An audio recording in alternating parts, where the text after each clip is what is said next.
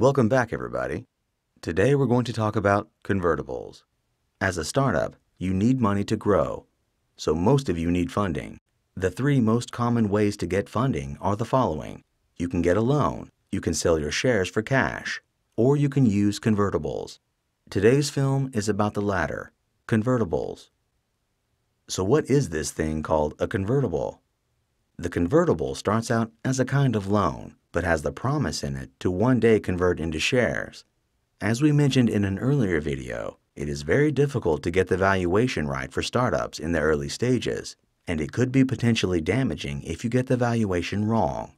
With the convertible, the valuation is postponed to a later date, when we have more information so that a sensible valuation can be established. The idea is that an investor will get his shares as soon as that valuation can be established. This moment is called a qualifying event. That's the moment that the convertible will be transformed into shares. It could be 1 to 3 years from now. By the time the qualifying event arrives, it will likely be much easier to put a value on the company because you will have more validation, traction, and track record. You can also see it as follows. The startup actually pays back the convertible loan with its shares at the qualifying event, rather than with money. Because it's important we have more on the qualifying event, please watch our qualifying event movie for that. The most important qualifying event is just a future investment in shares for cash. If there are investors wanting to buy startup shares for a specific price in cash, then that's clear evidence that they now think it's possible to value the shares accurately. So what are the other benefits of the convertible, apart from delaying the valuation? If you want to do an equity deal, new shares have to be printed, so you need to go to a notary or a lawyer, and all the legal details need to be formalized. This can potentially consume a lot of time and will cost a lot of money. Convertible deals are normally much easier to put together. Now, there are many details that are important, but we first need to discuss 3 things about a convertible you need to know. Interest, discount, and cap. The interest of a convertible is basically the same as an interest on a loan. The value of the convertible goes up over time with the percentage interest. In the past, some convertibles actually required the startup to pay the % interest in cash. For a startup, this would make no sense, because most startups are cash flow negative the first couple of years, and by adding interest, this would increase the burn rate. Now, in modern convertibles, the terms are arranged so that you as the startup do not actually pay out the interest in cash. The interest is accumulated and added to the principal amount. That means that at the qualifying event, the amount invested has grown with the interest. In our example, if JADAP issues a convertible for $200K at interest of 5%, the interest you would need to pay would be $10K for each year, right? 5% of $200K equals $10K. Then, if I simplify this example every year, $10,000 is added to your convertible, and after 3 years, the total value of the convertible will be $230,000. So, you do not pay interest in cash. The interest gets added to the total amount of the convertible investment. Next, let's go to the discount. The investor, of course, wants to get compensated for the fact that he invested at the beginning in your early stage startup. This means that whatever the value of the company will be at the qualifying event, your initial investor wants his shares to be cheaper because he invested earlier. We call this advantage of a cheaper price for the shares a discount. In our example, let's set the discount for the convertible in JADAP at 20%. The moment the convertible converts into shares in JADAP, we can take a share price from the qualifying event. And suppose the share price at that moment is determined to be 10 per share.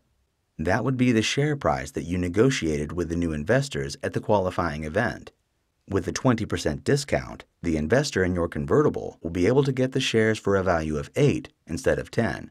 So, he will be making an instant profit of 2 per share. This means that in the example, where the accumulated amount of the convertible is $230,000, the investor gets 28,750 shares, because 230,000 divided by 8 is 28,750. If he didn't have the convertibles, he would not get a discount, and he would have only been able to get 23,000 shares, because 230,000 divided by 10 equals 23,000. The 5,750 extra shares, which equal the 20% discount, are the reward for taking a risk on JADAP early on. Okay, now we go on to the cap.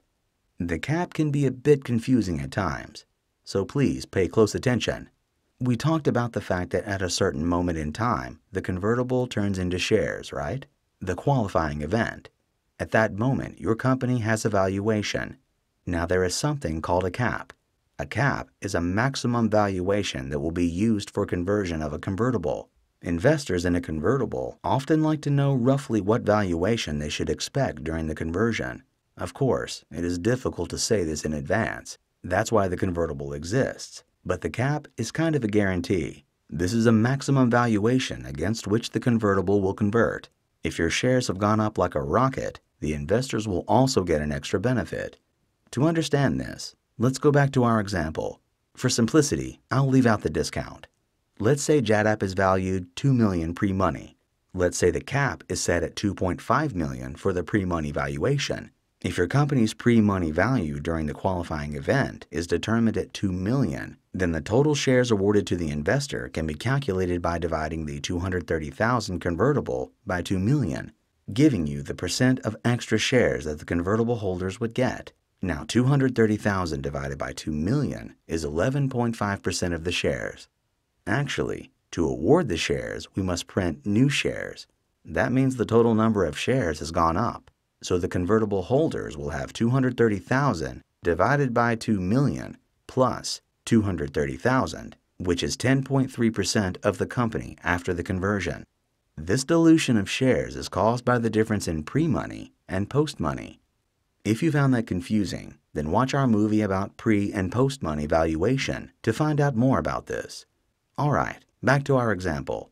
As long as the pre-money valuation is below the cap, then the cap is not triggered, and it doesn't do anything. However, if JADAP is valued above the cap, it starts to do something.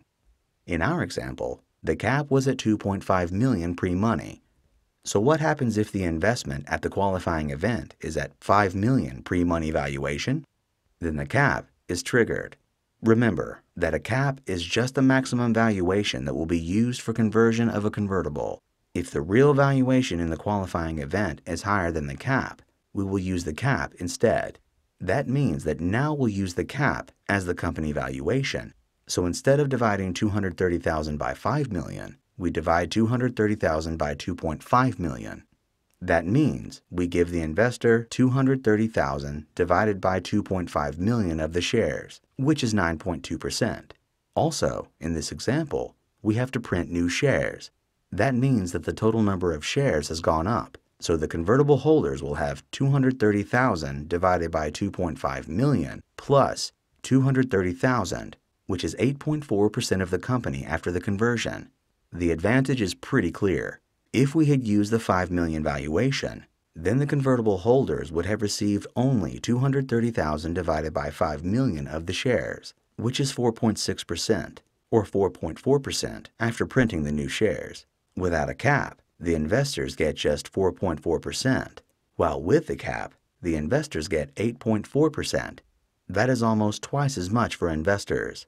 But the startup only gives that extra value if the value of the startup has increased a lot. The startup itself has been really successful too. A classic win-win. The startup gives more value to investors as it has more success. The thing to remember about the cap is that the investor gets the pre-money valuation taken from the qualifying event, unless that valuation is higher than the cap. In that case, the cap is used, which is an advantage for the investor.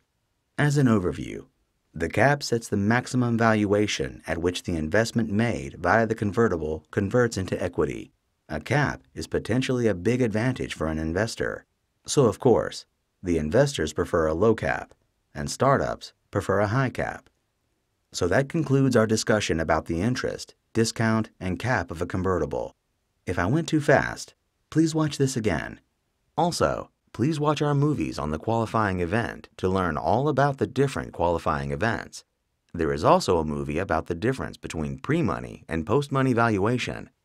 For now, hope you enjoyed it, and leap on to our next movie to fun your brain with new knowledge.